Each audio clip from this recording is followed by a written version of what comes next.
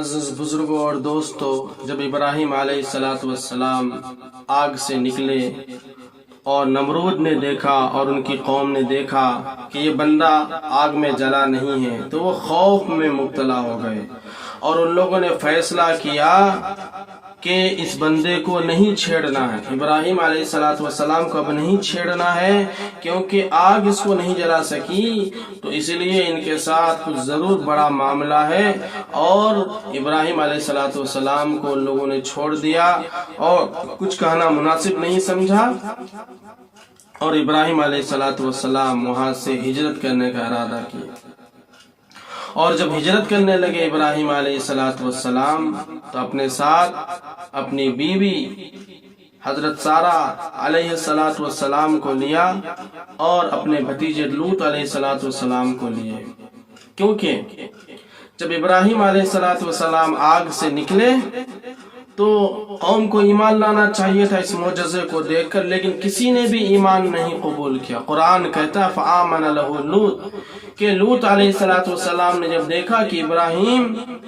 آگ سے محفوظ ہیں، آگ میں گرنے کے بعد بھی جلے نہیں ہیں، محفوظ ہیں، تو لوط علیہ السلام کو یہ بات سمجھ میں آئی کہ یہ ضرور اللہ کے نبی ہیں، ایمان لے کے آئے۔ اور آپ کے ساتھ ساتھ جو حضرت سارہ علیہ السلام جو ابراہیم علیہ السلام کی بیوی ہیں، وہ بھی ایمان لے کے آئی اور وہ بھی سمجھ گئی یہ ضرور اللہ کے نبی ہیں۔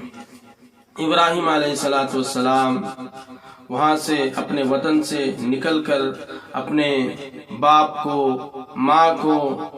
اور خاندان والوں کو، پیارے وطن کو چھوڑ کر جب آگے نکلتے ہیں تو راستہ میں مصر پڑتا ہے۔ مصر کے بادشاہ کو یہ اطلاع ملی کہ ایک جوڑا آ رہا ہے، ایک عورت آ رہی ہے جو انتہائی خوبصورت ہے۔ وہ بادشاہ اچھا نہیں تھا، بلکہ عورتوں کے ساتھ جو ہے غلط سلوک کرتا تھا، تو اس نے اس عورت کو پکڑ لیا اور اس عورت کو اپنے پاس حاضر کر لیا اور اس کے ساتھ برا کام کرنے کا ارادہ کیا۔ ابراہیم علیہ السلام بڑے پریشان تھے،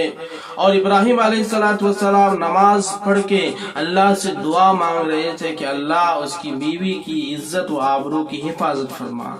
چنانچہ فرعون جو مصر کا بادشاہ تھا، اور یہ سب سے پہلا فرعون ہے، اس کو اول فرعون کہا جاتا ہے، یہ وہ فرعون نہیں جو موسیٰ علیہ السلام کے زمانے کا ہے، یہ فرعون اول ہے، اور یہ فرعون مصر کے بادشاہوں کا لقب ہے۔ جب بادشاہ نے غلط ارادے سے حضرت سارہ علیہ السلام کی طرف ہاتھ بڑھایا تو اس بادشاہ کا ہاتھ مفلوج ہو گیا، شل ہو گیا، ہاتھ نے کام کرنا چھوڑ دیا۔ وہ بادشاہ بڑا ڈرا اور گھبرایا، اور حضرت سارہ علیہ السلام سے اس نے گزارش کی کہ آپ مجھے معاف کر دیجئے اور میں آپ کو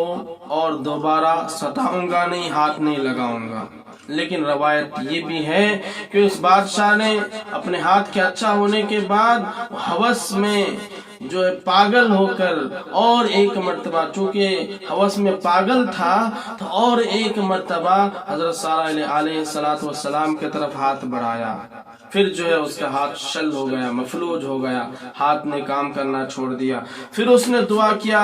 اور کہا کہ اے سارہ اپنے رب سے دعا کر، مجھے اچھا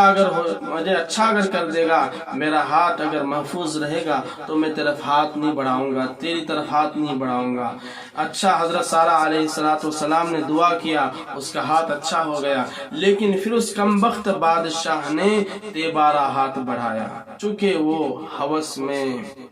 اور جو ہے برے کام کی لت میں اور اس کی چاہت میں پاگل ہو گیا تھا، اس کو سمجھ میں نہیں آ رہا تھا، تو اس نے پھر تیبارہ ہاتھ بڑھایا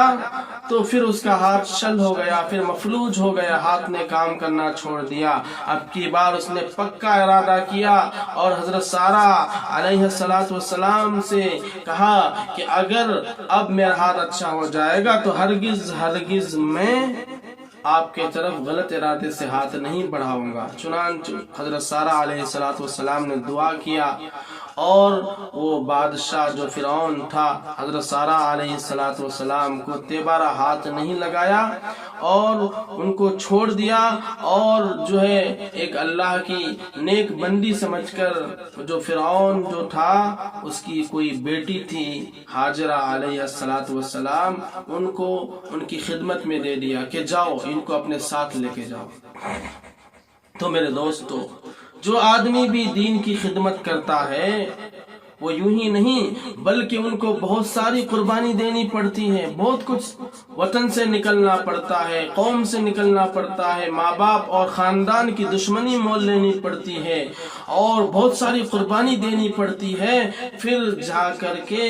وہ دین کی خدمت کرتا ہے، وہ اللہ کا بندہ۔ ابراہیم علیہ السلام کے لیے یہی کیا کم تھا کہ ابھی جو ہے اپنے ماں باپ کو چھوڑ کر اپنے وطن کو چھوڑ کر آئے، پھر اللہ نے دوسری مصیبت میں مبتلا کیا کہ بیوی کی عزت اور آبرو کو امتحان میں ڈال دیا۔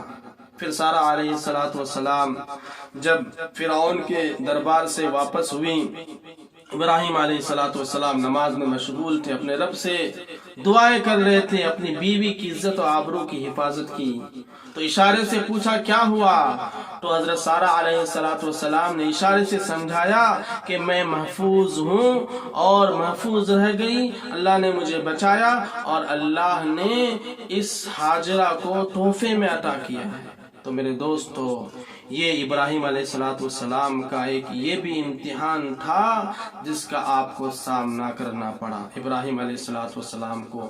ہم دعا کرتے ہیں اللہ تبارک و تعالیٰ سے کہ ابراہیم علیہ السلام کی زندگی سے اللہ ہم سب کو سبق لینے کی توفیق عطا فرمائے۔